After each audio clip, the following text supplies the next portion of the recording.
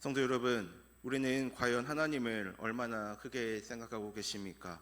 솔직히 고백하자면 저는 종종 하나님을 제 생각의 크기 안에 담으려고 할 때가 많이 있습니다. 이쯤 하면 응답하셔야 하지 않나?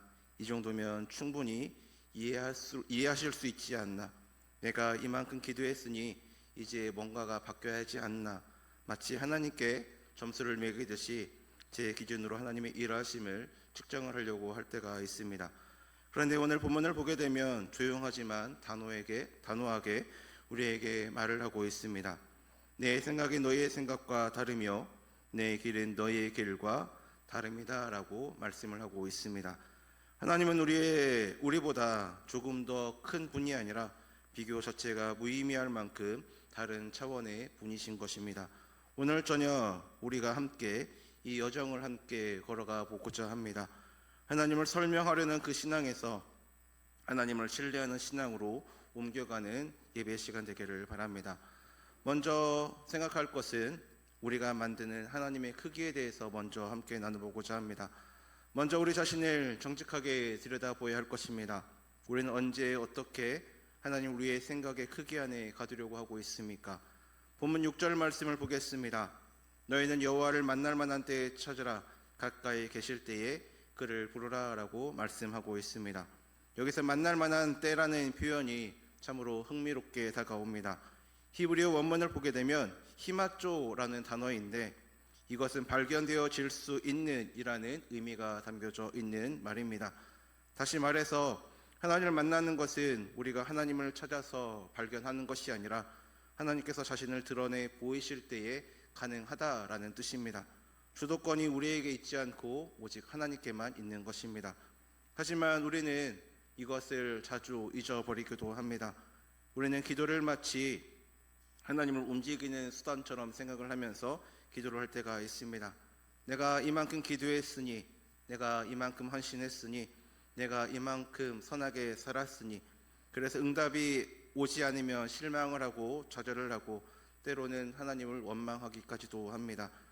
하지만 생각을 해보겠습니다.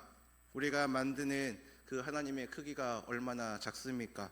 우리 논리 안에 들어오시는 하나님, 우리 이해 범위 안에 계시는 하나님, 우리 계획에 협조해 주시는 하나님, 그것은 하나님이 아니라 우리가 만드는 우상의 일부일 뿐입니다. 이어서 7절은 이와 같이 말합니다. 악인은 그의 길을, 불의한 자는 그의 생각을 버리고 오라고 말을 합니다. 여기서 버리다는 히브리어로 아자브라고 말을 하는데 이것은 단순히 포기하는 것이 아니라 완전히 떠나보내는 것을 의미하는 것입니다. 하나님은 우리에게 우리의 생각을 버리라고 하십니다. 하나님에 대한 우리의 작은 생각들, 하나님이 이렇게 해야 한다는 우리의 기대들, 하나님이 이러한 분이실 거라는 우리의 상상들을 완전히 내어놓으려고 말씀하고 있습니다.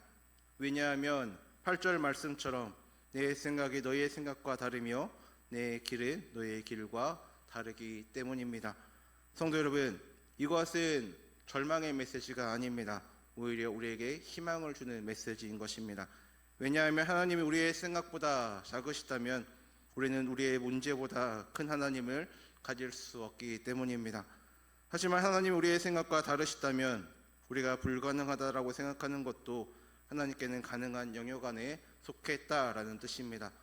우리가 만드는 하나님의 크기는 너무나도 작습니다. 우리의 이해력의 한계가 하나님의 한계가 아닙니다. 우리의 상상력의 끝이 또한 하나님의 끝도 아닙니다. 우리의 경험의 범위가 하나님의 능력의 또한 범위가 아닙니다. 그렇다면 진짜 하나님은 얼마나 큰 분이신지 두 번째 세제로 넘어가서 함께 나눠보고자 합니다. 하늘의 땅보다 높은 가치 크신 하나님이십니다. 9절 말씀에 이와 같이 말하고 있습니다. 이는 하늘의 땅보다 높은 가치 내 길은 너희의 길보다 높으며 내 생각은 너희의 생각보다 높음이니라 라고 말씀하고 있습니다. 하늘의 땅보다 높은 가치, 이 말씀은 단순한 비교가 아닙니다. 이 말씀은 차원의 차이를 말하고 있는 것입니다. 성도 여러분, 우리가 서 있는 이 땅에서 하늘을 올려다볼 때 그 하늘이 얼마나 높습니까? 우리 눈에 보이는 구름에까지의 거리만 해도 수킬로미터가 될 것입니다. 성층권은 대략 50km 정도이고 우주의 시작점으로 여겨지는 카르만 라인은 100km 정도입니다. 하지만 실제 우주는 그보다 훨씬 상상할 수 없을 만큼 광대하게 펼쳐져 있습니다. 가장 가까운 별자리까지의 거리도 빛의 속도로 4년을 넘게 가야 하는 거리이기도 합니다. 하나님은 또 이와 같이 말씀하고 있습니다. 하늘이 땅보다 높은 같이 내 길은 너의 길보다 높다라고 말씀을 하십니다. 이것이 의미하는 바가 무엇이겠습니까? 우리와 하나님 사이에는 단순히 양적인 차이가 아니라 질적인 차원적인 차이가 있다라는 것입니다. 하나님은 우리보다 조금 더 지혜로운 분이 아니십니다. 우리보다 조금 더 또한 능력이 있는 분도 아니십니다. 하나님은 완전히 다른 차원에 계신 분이십니다. 이것을 이해하기 위하여서 한 가지 비유를 한번 들어보겠습니다. 종이 위에 그려진 2차원 캐릭터를 있다라고 한번 생각을 해보겠습니다. 그 캐릭터는 앞뒤 좌우만 알고 위아래는 알 수가 없습니다. 그런 캐릭터에게 우리가 3차원 세계를 설명한다면 어떻겠습니까? 아무리 설명을 해도 그 캐릭터는 이해하지 못할 것입니다. 왜냐하면 그것은 그의 경험 범위를 넘어서는 것이기 때문에 이해할 수 없는 것입니다. 마찬가지로 우리가 시간 속에 갇혀 살아가는 존재라면 시간을 초월하신 그 하나님의 방식을 완전히 이해할 수 없습니다. 우리가 공간의 제약 속에 있다면 무소부지하신 그 하나님의 임재를 완전히 또한 파악을 할 수도 없습니다. 그런데 여기에서 또 중요한 한 가지가 있습니다. 하나님이 우리와 다른 차원에 계신다라고 해서 하나님이 우리와 완전히 무관한 분은 아니라는 것입니다. 오히려 그 반대입니다. 6절과 7절 말씀을 다시 한번 보겠습니다. 너희는 여호와를 만날 만한 때에 찾으라. 가까이 계실 때에 그를 부르라. 악인은 그의 길을, 불의한 자는 그의 생각을 버리고 여호와께 돌아오라. 그리하면 그가 긍휼히 여기시리라. 우리 하나님께로 돌아오라. 그가 너그럽게 용서하시리라 라고 말씀하고 있습니다. 하나님은 높으시지만 가까이 계십니다. 하나님은 초월적이시지만 또한 내재적이십니다. 하나님 우리와 다른 차원에 계시지만 우리에게 다가오시는 분이십니다. 이것이 기독교 신앙의 놀라운 역설인 것입니다. 하늘의 땅보다 높지만 그 하늘의 하나님께서 땅으로 내려오셨습니다. 요한복음 1장 14절이 바로 이것을 말하고 있습니다.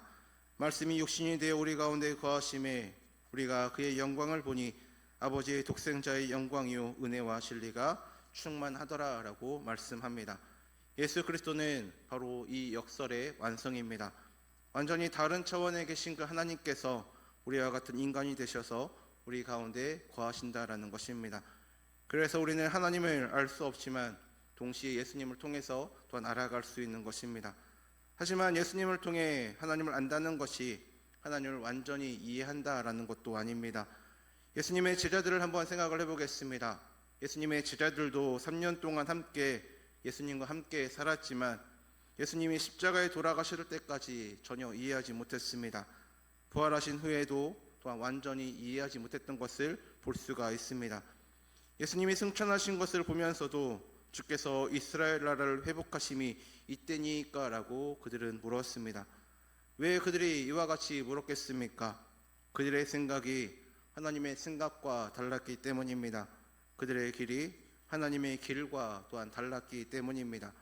성도 여러분, 우리도 마찬가지입니다. 우리는 예수님을 믿고 성경을 읽고 기도를 하고 예배를 드립니다. 하지만 그것이 우리가 하나님을 완전히 이해했다라는 뜻은 아닙니다. 우리가 하나님을 더 알아갈수록 역설적으로 우리는 하나님이 얼마나 크신지 얼마나 다르신지를 더 깊이 깨닫게 되는 것입니다. C.S. 루이스는 이와 같이 말을 했습니다. 하나님과 나 사이의 거리는 내가 하나님께 가까이 갈수록 더 멀어지는 것처럼 느껴진다. 왜냐하면 가까이 갈수록 그분이 얼마나 크신지를 더 분명히 보기 때문이다 라고 말을 하였습니다. 이것이 바로 성숙한 신앙입니다. 하나님을 더 알아갈수록 하나님을 다 알 수 없다는 것을 깨닫는 것, 하나님을 더 경험할수록 하나님이 우리의 경험을 초월하신다는 것을 인정하는 것. 그렇다면 우리는 과연 어떻게 해야 하겠습니까? 이해할 수 없는 그 하나님 앞에서 우리는 무엇을 해야 하겠습니까? 세 번째 대지로 넘어가서 이어서 말씀해 드리도록 하겠습니다. 세 번째 대지는 설명해서 신뢰할 수 없는 그 신앙이 우리가 설명해서 신뢰하는 신앙이 우리 가운데 있어야 한다라는 것입니다. 오늘 설교의 핵심이 이 가운데 있습니다. 하나님을 설명하려는 그 신앙에서 하나님을 신뢰하는 신앙으로 옮겨가야 하는 것입니다. 우리는 너무나 많은 것을 설명을 하려고 하고 있습니다. 하나님이 왜 이렇게 하셨을까? 하나님의 뜻이 과연 무엇일까? 이 고난의 의미가 무엇일까? 우리는 끊임없이 이유를 찾고 의미를 부여하고 그것을 설명을 하려고 할 때가 많이 있습니다. 물론 이것이 잘못된 것은 아닙니다. 성경도 우리에게 하나님을 알아가라고 말하고 있습니다. 하지만 문제는 우리가 설명할 수 없으면 신뢰하지 못한다라는 것입니다.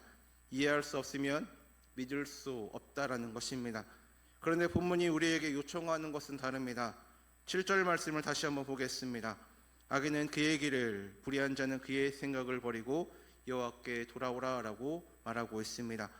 여호와께 돌아오라는 히브리어로 슈브라고 말을 하는데 이것은 단순히 방향을 바꾸는 것이 아니라 전적인 의탁을 의미를 하는 것입니다.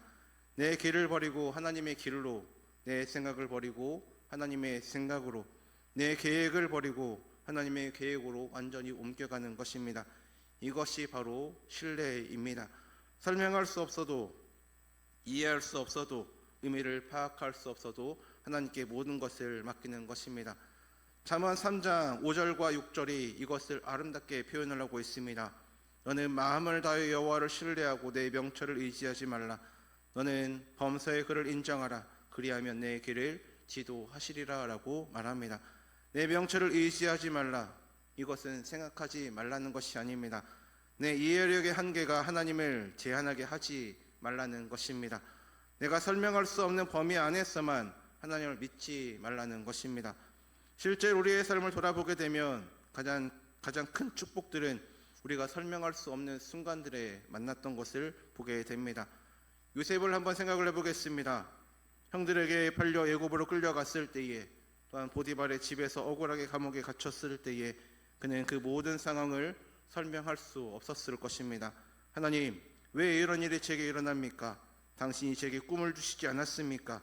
그런데 왜 이런 일들이? 하지만 나중에 그는 이와 같이 고백을 했습니다. 창세기 50장 20절에 당신들은 나를 해하려 하였으나 하나님은 그것을 선으로 바꾸사 오늘과 같이 많은 백성의 생명을 구원하게 하려 하셨다라고 그는 말합니다. 당시에는 설명할 수 없었습니다. 하지만 하나님은 그 가운데서도 일하고 계셨습니다. 요셉이 이해하는 것보다 훨씬 더 크고 깊고 넓은 계획 가운데서 하나님은 일하고 계셨습니다. 우리가 잘 알고 있는 욥도 마찬가지입니다. 욥기 전체는 고난의 이유를 설명을 하려고 하는 욥의 친구들의 대화로 가득 차 있습니다.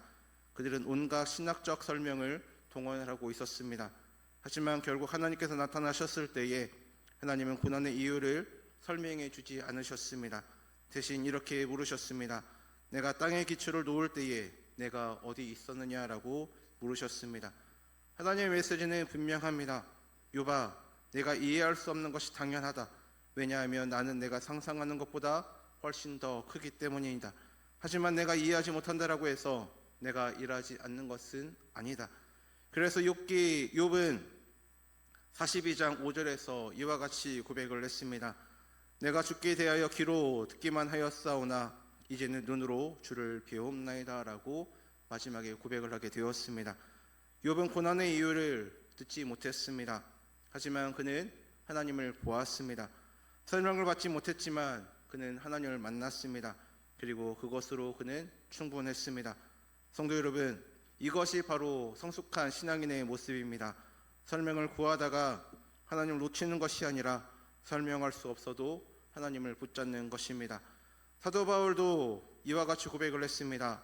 로마서 11장 33절과 34절에 깊도다 하나님의 지혜와 지식의 풍성함이요 그의 판단은 헤아리지 못할 것이며 그의 길은 찾지 못할 것이로다.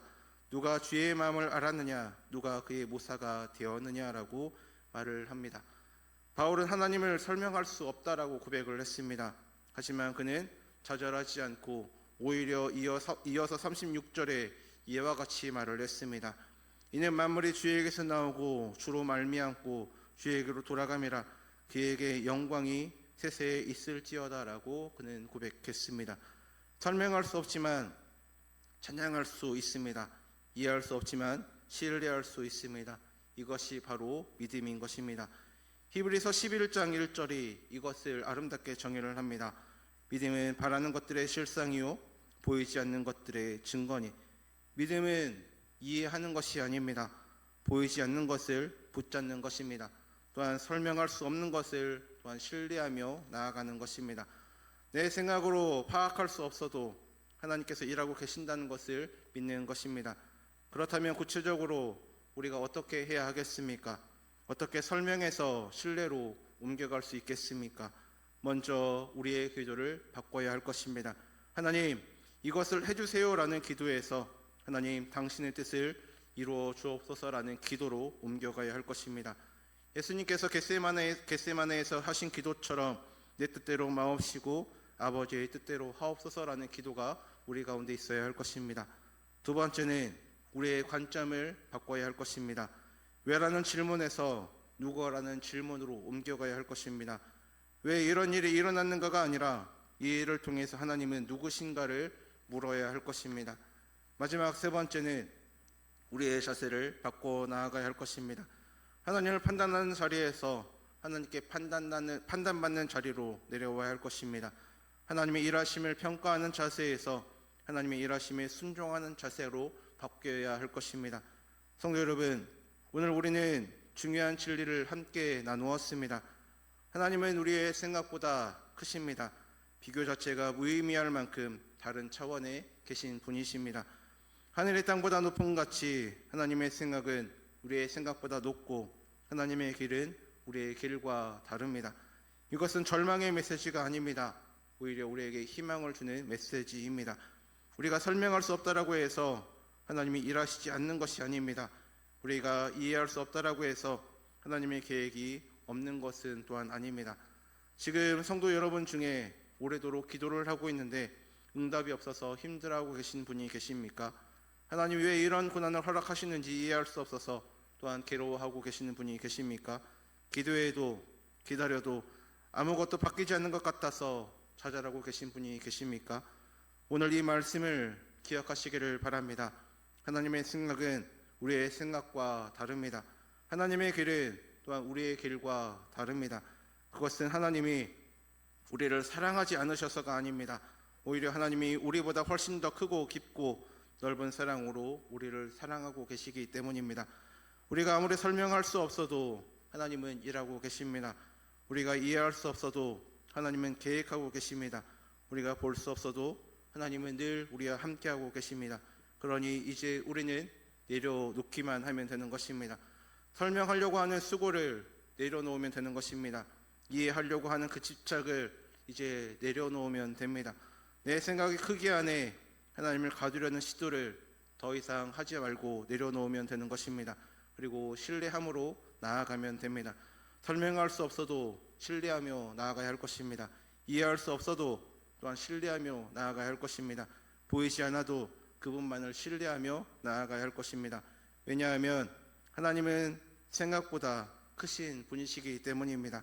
우리가 상상하는 것보다, 우리가 이해하는 것보다, 우리가 경험하는 것보다 훨씬 더 큰 분이시기 때문입니다. 그리고 크신 하나님께서 저와 여러분을 사랑하십니다. 또한 우리와 늘 항상 함께 해주시고 또한 일하고 계십니다. 그 하나님을 날마다 믿음으로 의지하며 나아가는 우리 모든 성도인들의 삶이 되기를 주님의 이름으로 간절히 소망합니다.